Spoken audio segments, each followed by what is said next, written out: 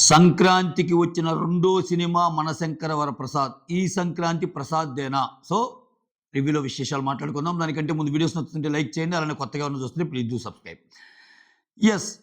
అనిల్ రావిపూడి తను నమ్మిన ఫార్మాట్ ఏదైతే ఉందో ఫ్యామిలీకి దగ్గరగా సినిమాలు తీయాలనే ఫార్మాట్ విత్ కామెడీతో. సో, ఆ పరంపరని కంటిన్యూ చేస్తానే ఉన్నాడు. సో, ఒక రకంగా ఈ మూవీ కూడా ఆ కోవలోదే. ఆహ్, కథ తీసుకుంటే చాలా సింపుల్ కథ. చాలా సింపుల్ కథ. సో, ఒక ప్రొటాగనిస్ట్, యాంటాగనిస్ట్ కథలు గాదు. ఎందుకంటే ఇక్కడ చూస్తే అతను చెప్పాలనుకున్న పాయింట్ ఏంది? ఆల్రెడీ పెళ్ళైన భార్యాభర్తలు చిన్న చిన్న విభేదాలొచ్చి విడిపోతే ఓకే. సో, ఇక్కడ చిరంజీవి గారు మళ్ళా ఎలా కలవటానికి ప్రయత్నించాడు అనేది స్టోరీ. సో, ఈ స్టోరీలో భాగంగా ఎక్కడా గాని చిరంజీవి తన తన ఇమేజ్‌ని లెక్కబెట్టుకోకుండా చాలా వరకు తగ్గాడే అని కనిపిస్తుంది మనకి. సో, అందుకు మెచ్చుకోవచ్చు చిరంజీవి గారిని. అంటే ప్రాబబ్లీ డైరెక్టర్ మాటలకి, డైరెక్టర్ కథకి కన్విన్స్ అయినట్టే. ఎందుకంటే చాలా చోట్ల నయనతారతో జరిగే ప్రతి సన్నివేశం చిరంజీవి గారే దొరుకుతారు. అయితే మూవీ మొత్తం మీద ఏదైనా ఒక గొడవ వచ్చినప్పుడు చిరంజీవి ఒక ఓటీపీ ఇస్తాడు. ఓటీపీ అంటే మీరు సినిమాలో చూడండి. నయనతారకు ఒక ఓటీపీ, వాళ్ళ ఫాదర్‌కి ఒక ఓటీపీ ఇస్తాడు. సో, అక్కడ హీరోయిజం చూపిస్తాడు చెప్తే మిగిలిన అన్ని చోట్ల చాలా వరకు తగ్గుతాడు.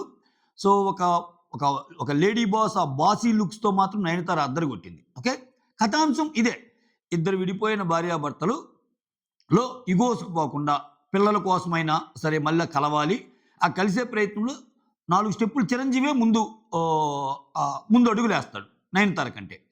సో, అసలు వాళ్ళు విడిపోవటానికి కారణాలేంటి అనేది ఇతివృత్తం అన్నమాట. సో, ఇద్దరు పెళ్ళైన భార్యాభర్తలు చిన్న చిన్న గొడవలతో విడిపోవటానికి ఉన్నా గాని, ఇంట్లో పెద్దోళ్ళు ఉండేవాళ్ళు ఏం చెయ్యాలి అనేదానికి క్లియర్ కట్ డిఫరెన్స్ చూపిస్తాడు. ఒక పక్క నయనతార ఫాదర్ ఉంటాడు. ఒక పక్క చిరంజీవి గారి మదర్ ఉంటారు. సో, చిరంజీవి గారి మదర్ ఏ మాటలు చెప్పిద్ది, నయనతార వాళ్ళ ఫాదర్ ఎలా బిహేవ్ చేస్తాడు, మన కళ్ళ ముందే ఒక జంట విడిపోతుంటే పెద్దోళ్ళు అనేవాళ్ళు ఎలా ఉండాలి అని చెప్పటానికి పర్ఫెక్ట్ ఎగ్జాంపుల్స్ ఈ 2 క్యారెక్టర్స్. ఇవి కాకుండా సో, ఇంకా వీళ్ళ చిరంజీవి ఫ్రెండ్స్‌గా లైక్ ఒక ముగ్గురుంటారు. అభినవ్ గోమాతం అంటే, హర్షవర్ధన్ అంటే, నెక్స్ట్ అల్లు అర్జున్ తో యాక్ట్ చేస్తది కదా! సీఎంగా ఆ హీరోయిన్. సో, ఆమంటే వీళ్ళ ముగ్గురు వాళ్ళ ఫ్రెండ్స్‌గా అంటే చిరంజీవి గారి బ్యాచ్‌లో ఉంటారు. అట్ ద సేమ్ టైమ్ ఇక్కడ యాంటాగనిస్ట్‌కి ఎందుకు అంత విలనిజం అనేది కనపడదు ఈ సినిమాలో. ఎందుకంటే వీళ్ళ కోర్ కాన్సెప్ట్ ఫ్యామిలీ కాన్సెప్ట్ గదా!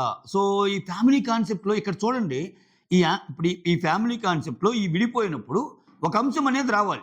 ఏమని రావాలి? మళ్ళా నయనతారకి దగ్గర అవ్వడానికి ఒక అంశం రావాలి. చిరంజీవి గారు నయనతారకి దగ్గర అవ్వడానికి ఏదో ఒక అంశం తోడ్పడాలిగా. ఆ తోడ్పడే అంశంలోనే విలన్ క్యారెక్టర్ వస్తది. సో, ఇక్కడ గూడా మేజర్ నీకు ఫ్యామిలీదే. సో, ఇక్కడ యాంటాగనిస్ట్ అనేవాడు ఎందుకొస్తాడంటే మళ్ళా నయనతారని ఒక విషయంలో బాధపెట్టడానికి ట్రై చేస్తుంటే దాన్ని కాపాడటానికి చిరంజీవి గారు వస్తారు. అది ఏ విషయము ఏంటి? అసలు నయనతారకి యాంటాగనిస్ట్‌కి ఏం జరిగింది? ఆ విషయంలో చిరంజీవి గారు ఎళ్లి ఎలా సాల్వ్ చేశాడు? ఇవన్నీ మీరు చూడొచ్చు. సో, ఇంకో క్యారెక్టర్ వెంకటేష్ క్యారెక్టర్. వెంకటేష్ గారు అల్లాడిచ్చారు. సో, సెకండ్ హాఫ్ వస్తాయి. ఆ సీన్స్ అయితే సూపర్బ్ పండాయన్నమాట. సో, ఇక్కడ ఇంకోటి ఏమనిపించిద్దంటే సినిమా చూస్తున్నంత సేపు ఫార్మాట్ రెగ్యులర్ ఫార్మాట్ అయిన పెద్ద కథ, థ్రిల్లింగ్ ఏముండవు. కాకపోతే అక్కడక్కడ స్లో అయ్యిద్ది నరేషన్. ఎక్కడైతే స్లో అనిపించిందో మనకి స్లో అనిపించిన కాసేపటికల్లా ఒక కామెడీ ట్రాక్ వచ్చేస్తది. సో, సినిమాలో అదే బ్యూటీ. ఫస్ట్ హాఫ్ గాని, సెకండ్ హాఫ్ గాని కొంచెం లాగ్ అవుతుందన్న ప్రతి చోట వెంటనే ఒక కామెడీ బిట్ అందుకుంటాడు. అది చాలా ఎక్సలెంట్‌గా బ్లెండ్ చేశాడు అనిల్ రావిపూడి అయితే.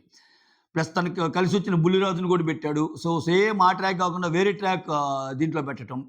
పిల్లల ఎమోషన్ చూపించడంలో గాని సక్సెస్ అయ్యాడు. So, Nayanthara screen presence ultimate. అసలు చిరంజీవి గారు 70స్‌లో ఏంటి సార్ ఆ డాన్సులేంటి, ఆ ఫైట్‌లేంటి వారెవ్వా!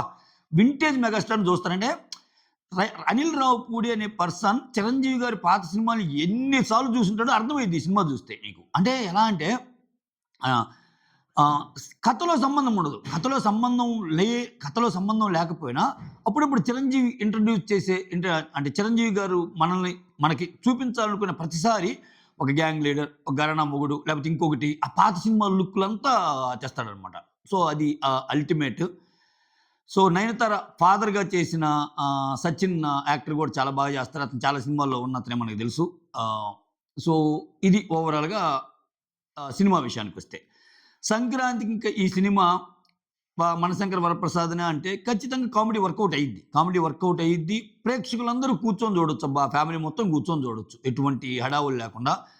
చిరంజీవి గారు ఫుల్ కామెడీ చేశారబ్బా! ఫుల్ కామెడీ అసలంటే ఎంత కామెడీ అంటే తనను తను తగ్గించుకొని కూడా కామెడీ చేస్తాడు. చాలా సీన్స్‌లో అది చాలా నచ్చింది జనాలకి.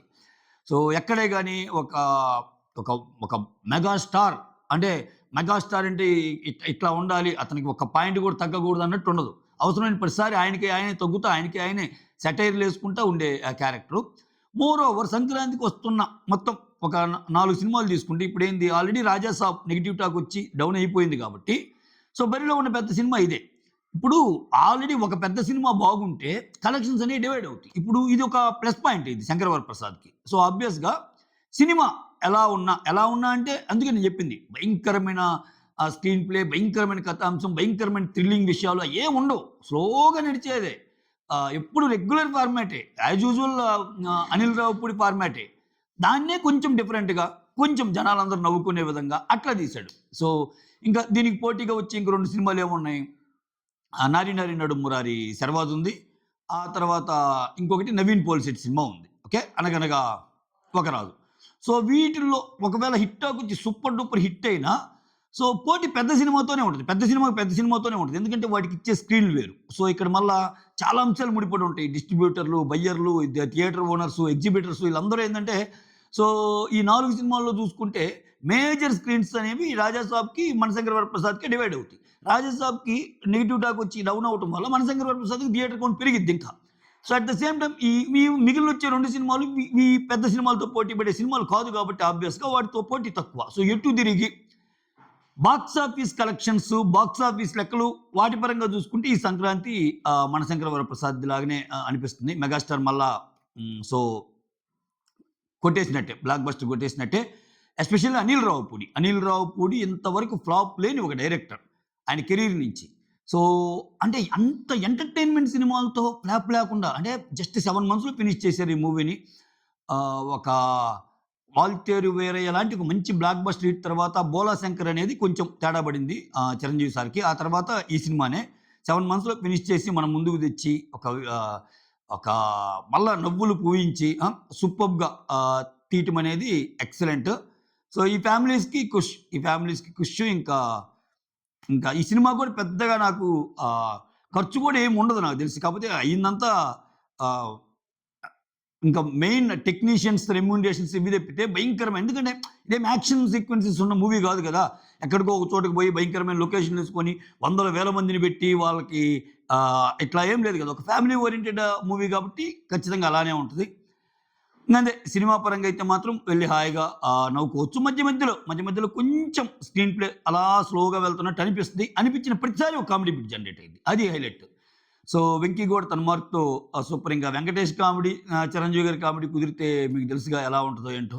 So, that's it. So, more than anything 'Nayanthara' presence మాత్రం సినిమాకి చాలా హెల్ప్ అయ్యిద్ది. అంటే 'నయనతార' ఆ బాసీ లుక్స్ గాని, ఆ బాసీ అంటే ఒక లేడీ బాసెస్ ఎలా ఉంటారు. సో, అదైతే క్లియర్‌గా ఆ యాటిట్యూడ్ అనేది కనిపిస్తది తనలో. ఇక్కడ పిల్లల సెంటిమెంట్ కూడా. ఇద్దరు విడిపోయినప్పుడు వాళ్ళ పిల్లలు ఎలా ఉంటారు, ఏంటి అనేది ఒక సీన్ ఉంటది. దాంట్లో మళ్ళా ఇక్కడ ఇంకొక 'నందూస్ వరల్డ్' అని ఒక యూట్యూబర్ ఉంటారు కదా! ఒక లేడీ. ఆమె కూడా ఉంది ఈ సినిమాలో. ఆమె కూడా. అనిల్ రావిపూడి ఇటువంటివి బాగా క్యాప్చర్ చేస్తాడు. రెగ్యులర్ సోషల్ మీడియాలో ఏమన్నా హిట్ అయిన పర్సన్స్‌ని గాని వాళ్ళని తీసుకొని ఏదో ఒక చిన్న క్యారెక్టర్ ఇవ్వటం అయి చేస్తుంటాడు. సో, అది ఓవరాల్‌గా సినిమా రివ్యూ మీకోసం. That's all. Thank you so much. Videos నచ్చుతుంటే లైక్ చేయండి. కొత్తగా ఎవరైనా చూస్తుంటే సబ్స్క్రైబ్ చేయండి. అలానే లైక్ మాత్రం మరీ ముఖ్యం వీడియో ముందుకెళ్ళాలంటే. సైనింగ్ ఆఫ్ మీ సురేంద్ర.